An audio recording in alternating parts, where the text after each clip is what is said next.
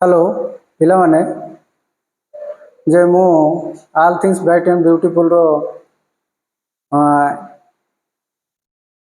पिलामाने तुमे जो अनुरोध करलो जे ओडिया रे बुझांतो बोली मु सेते पय ओडिया रे ए वीडियो टुकु नै आछि जदी तुमको भलो लागबो ताले तुमे ताको संगमान को मध्य रे शेयर करिवो एवं लाइक करिवो आउ सब्सक्राइब करिवो।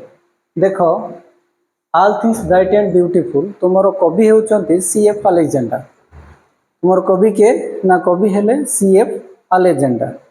अलेक्जेंडर को विषय कौन जानिबा ना अलेक्जेंडर को विषय अलेक्जेंडर होचंती जने कवि से डब्लिन गोटे नामक जगह आयरलैंड देशर डब्लिन नामक जगह 1818 मसीह जन्मग्रहण करथिले।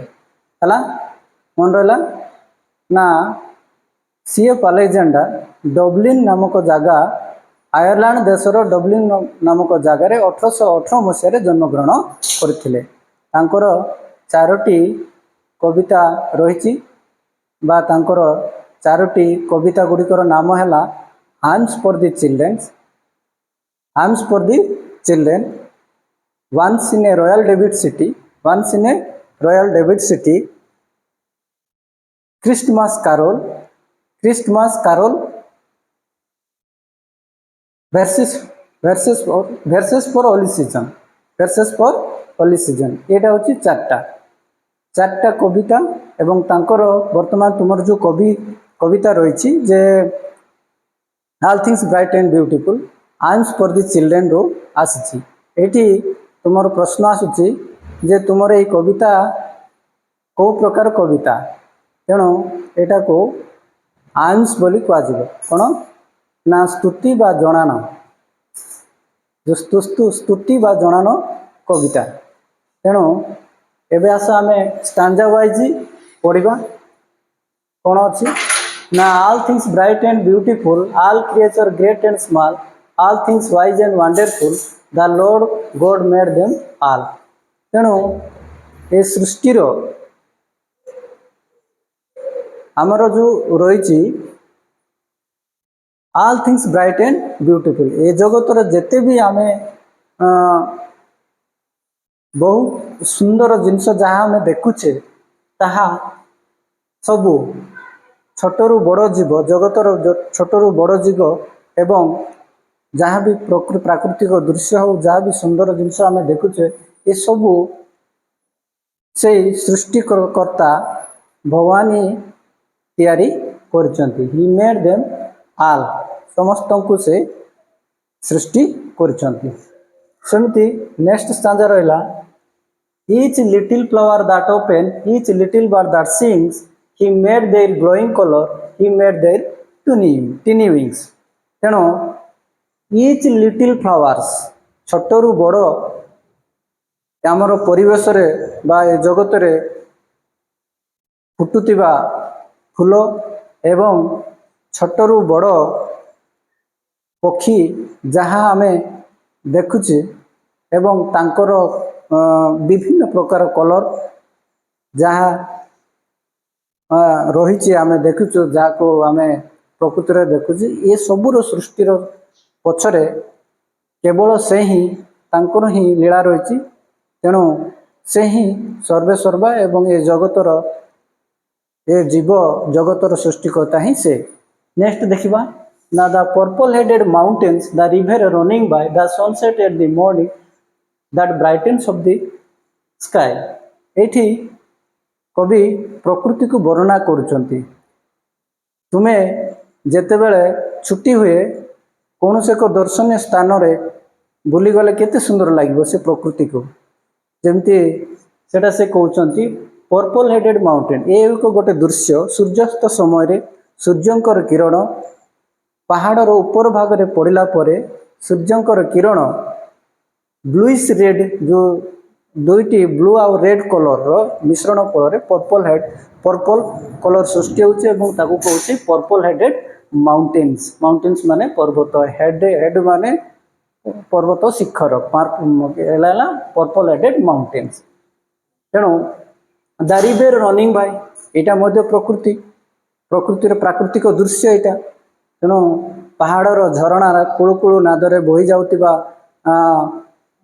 ଝରଣାର ବା ନଦୀ କୂଳରେ ଯଦି ତୁମେ ଯିବ ତାହେଲେ କେତେ ସୁନ୍ଦର ଲାଗିବ। ସେଣୁ କହୁଛି river running by the sunset at the morning. ତେଣୁ ସକାଳ ଆଉ ସନ୍ଧ୍ୟା ଯେଉଁ ପ୍ରକୃତି ରହିଛି ତାର ପରିବର୍ତ୍ତନ ରହିଛି ଆମେ ସବୁ ଅନୁଭବ କରୁଛୁ। ନେକ୍ସଟ ହେଲା the cold wind in the winter the pleasant summer sun the ripe fruits in the garden he made them everyone. Everyone ମାନେ ସମସ୍ତଙ୍କ ପାଇଁ ସେ ସୃଷ୍ଟି କରିଛନ୍ତି, ତିଆରି କରିଛନ୍ତି। କ'ଣ କ'ଣ ତିଆରି କରିଛନ୍ତି ନା cold wind in the winter. ଆମେ 6ଟି ଋତୁର ଋତୁ ପରିବର୍ତ୍ତନ ଆମେ ଜାଣିଛେ, ଗ୍ରୀଷ୍ମ, ବର୍ଷା, ଶରତ, ହେମନ୍ତ, ଶୀତ, ବସନ୍ତ। ତେଣୁ ଇଏ ପ୍ରତ୍ୟେକ ଋତୁର ମାହାତ୍ମ୍ୟ ଅଲଗା ଅଲଗା ରହିଛି। ଯଦି ସବୁବେଳେ ୱିଣ୍ଟର ଆସେ ବା ଶୀତ ଆସିବେ, ସବୁବେଳେ ଖରା ଆସେ କିମ୍ବା ସବୁବେଳେ ଗୋଟିଏ ଋତୁ ଯଦି ଏ ଜଗତରେ ଚାଲିଥାନ୍ତା ତାହେଲେ ତେଣୁ ସେ ଜଗତ କିପରି ଥାନ୍ତା ଆମେ ଅନୁମାନ କରୁଥିବେ। ତେଣୁ ସେ କହୁଛି ଶୀତ ପରେ ବର୍ଷା, ବର୍ଷା ପରେ ଯେଉଁ ଋତୁ ଯେଉଁ ପରିବର୍ତ୍ତନ ଅଛି ତାହାର ସେଇ ହିଁ ପ୍ରକୃତରେ ଏ ଜଗତର ସୃଷ୍ଟିକର୍ତ୍ତା। The cold wind in the winter the pleasant summer sun. ତେଣୁ କବିଙ୍କର ଯେଉଁ ଦେଶ ରହିଛି ଆୟାରଲାଣ୍ଡ, ଇଏ ଗୋଟେ ଶୀତ ପ୍ରବଣ ଦେଶ। ତେଣୁ ବର୍ଷ ସାରା ବରଫ ଆବୃତ ଥାଉଥିବାରୁ ଯେଉଁ ସମର ସନ୍ ଯେଉଁ ରହିଛି ବା ସେ ଦେଶରେ ଯେଉଁ ଗ୍ରୀଷ୍ମ ଋତୁ ଆସିଛି ସେ ତାଙ୍କୁ ଆରାମ ଦେଇଥାଏ ଏବଂ ସବୁଠାରୁ ଭଲ ଅନୁଭୂତି ସମର ସନ୍ରେ ସେ ପାଇଥାନ୍ତି। ସେଥିପାଇଁ ଏଠି ପ୍ଲିଜେଣ୍ଟ ସମର ସନ୍ ବୋଲି ଲେଖାଯାଇଛି। ପ୍ଲିଜେଣ୍ଟ ସମର ସନ୍ ବୋଲି ଲେଖାଯାଇଛି। ସେମିତି ripe fruits in the garden he made them everyone. Ripe fruits ମାନେ କ'ଣ? ପାଚିଲା ଫଳ। ଜଗତକୁ ଚଲେଇବା ପାଇଁ ବା ବଞ୍ଚିବା ପାଇଁ ଆମେ ସମସ୍ତେ ଖାଦ୍ୟ ଗ୍ରହଣ କରୁଛୁ। ଯଦି ଘର ଜଙ୍ଗଲରେ ଜୀବଜନ୍ତୁ ମଧ୍ୟ ପ୍ରକୃତିର କୋଳରେ ଥିବା ବିଭିନ୍ନ ପ୍ରକାର ଫଳକୁ ଖାଇ ସେମାନେ ବଞ୍ଚୁଛନ୍ତି। ତେଣୁ ସେ କହୁଛନ୍ତି the ripe fruits in the garden he made them everyone. ଆମେ ସିନା ଆମ ବଗିଚାରେ ଲଗେଇଥିବା ଗଛର ଫଳକୁ ଆମେ ନିଜର ବୋଲି ଜାହିର କରିପାରିବା, ଘର ଜଙ୍ଗଲରେ ଯେଉଁ ଫଳ ସୃଷ୍ଟି ହେଇଛି ତାକୁ କ'ଣ ବା ଏତେ ଜଗତର ଜଙ୍ଗଲରେ ଥିବା ଚାରିଆଡ଼େ ଥିବା ଫଳ ଗଛକୁ ଆମେ କ'ଣ ଲଗେଇ ପାରିବା ବା ଯୋଗାଇ ପାରିବା? ଏଇଟା ତ ଅସମ୍ଭବ କଥା। ତେଣୁ ଏଇଠି ସେ କହୁଛନ୍ତି ଜଗତରେ ଥିବା ଯେତେ ସବୁ ଫଳମୂଳ ଯାହା ବି ଅଛି ସେ ବି ଏ ଜଗତ ପାଇଁ ସୃଷ୍ଟି କରିଛନ୍ତି। He made them everyone. ଏଇଟା ତ ଆମେ ଜାଣିଲେ। ନେକ୍ସଟ ଦେଖିବା the tall trees in the garden the tall trees in the greenwood the meadows where we play the roses by the water we gather every day. ଏ ମଧ୍ୟ ଗୋଟେ ଦୃଶ୍ୟ, ଜଙ୍ଗଲର ଦୃଶ୍ୟ। ଜଙ୍ଗଲରେ ତ ଆମେ ଯେତେବେଳେ ଯିବା ବଡ଼ ବଡ଼ ବୃକ୍ଷ ଗୁଡ଼ିକ ଠିଆ ହେଇଛନ୍ତି ଏବଂ ସେମାନେ କେଉଁ ଆଦି ଅନ୍ତ କାଳରୁ ଠିଆ ହେଇଛନ୍ତି ଏବଂ ସେ ଗୋଟେ କହୁଛନ୍ତି। ତାପରେ କହିଲା ମିଡୋସ୍ ୱେର୍ ୱି ପ୍ଲେ। ମିଡୋସ୍ ମାନେ ଖେଳ ପଡ଼ିଆ, ମୁଁ ଲେଖିଛି ମିଡୋସ୍ ମାନେ ଖେଳ ପଡ଼ିଆ। ଯେଉଁ ଖେଳ ପଡ଼ିଆଟେ ଆମେ ଖେଳୁଛୁ। ଦ roses by the water we gather every day.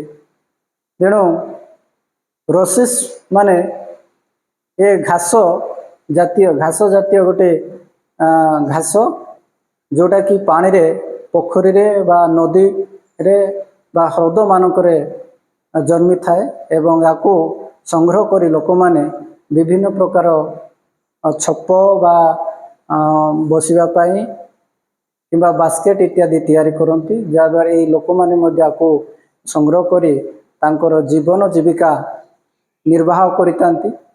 ଏଇଟା ଗୋଟିଏ ଉଦାହରଣ। କିନ୍ତୁ ଆମେ ପ୍ରକୃତି କୋଳରେ ଏତେ ଗୁଡ଼ିଏ ଜିନିଷ ଭଗବାନ ଆମକୁ ଦେଇଛନ୍ତି, ତାକୁ ଯଦି ଆମେ ଗଣିବା ବା ମନେ ପକାଇବା ତାହେଲେ ବହୁତ ଗୁଡ଼ିଏ ଜିନିଷ ଅଛି ଯାହାଦ୍ୱାରା ଆମେ କିମ୍ବା ଜୀବଜନ୍ତୁ ଆମେ ବି ଜୀବନ ଜୀବିକା ନିର୍ବାହ କରୁଛନ୍ତି। ଏଇଟା ଗୋଟେ ଉଦାହରଣ ଦେଇଛି। କିନ୍ତୁ ଆମେ ବହୁତ ଗୁଡ଼ିଏ ପ୍ରକୃତିର ଜିନିଷକୁ ନେଇ ଆମେ ଜୀବନ ଜୀବିକା ବଞ୍ଚୁଛୁ ମଣିଷମାନେ। ତେଣୁ ୱି ଗ୍ୟାଦର୍ ଏଭ୍ରି ଡେ। ତେଣୁ ସେ କହୁଛନ୍ତି ଆଉ ନା କ'ଣ ଅଛି ଦେଖିବା last He gave us eyes to see them and lips that we might tell how great is God Almighty who has made all things well. କହିଲା He gave us eyes to see them. Eyes ମାନେ ଆଖି ଜୀବ ଜଗତର ସୃଷ୍ଟିର ଶ୍ରେଷ୍ଠ ହିସାବରେ ଆମେ ମଣିଷ ଆମକୁ ଯେଉଁ ଆଖି ଦେଇଛନ୍ତି ପ୍ରକୃତରେ ଆମେ ହେଉଛୁ ଭାଗ୍ୟବାନ ଯେ ଆମେ କ'ଣ ହେଉଛୁ ଆମେ କଥା କହିପାରୁଛୁ ଆମେ ଜାଣିପାରୁଛୁ ଏବଂ ଜଗତକୁ ମଧ୍ୟ ଜଗତର କଲ୍ୟାଣ ନିମିତ୍ତ ଆମେ କିଛି କାମ କରିପାରୁଛୁ ଏବଂ ତାଙ୍କର ମହିମାକୁ ଗୁଣଗାନ କରିପାରୁଛୁ ସେମିତି ଆମକୁ ପାଟି ମଧ୍ୟ ତାଙ୍କେ ଏ ଯେଉଁ ଭଗବାନ ଯେଉଁ ଆମକୁ ପାଟି ଦେଇଛନ୍ତି ତାଙ୍କର ଗୁଣ ଗାନ କରିବା ପାଇଁ ଆମେ ତାଙ୍କର ପ୍ରଚାର ପ୍ରସାର କରିବା ପାଇଁ ତେଣୁ ଏଇଟା ଥିଲା ତୁମର କବିତା ଯଦି ତୁମକୁ ଭଲ ଲାଗିବ ତାହେଲେ ଏ କବିତାକୁ ତୁମେ ସାଙ୍ଗମାନଙ୍କ ପାଖରୁ ଲାଇକ୍ କରିବ ସାଙ୍ଗମାନଙ୍କୁ ସେୟାର କରିବ ଲାଇକ୍ କରିବ ଏବଂ ସବସ୍କ୍ରାଇବ୍ ମଧ୍ୟ କରିବ ଥ୍ୟାଙ୍କ ୟୁ ଧନ୍ୟବାଦ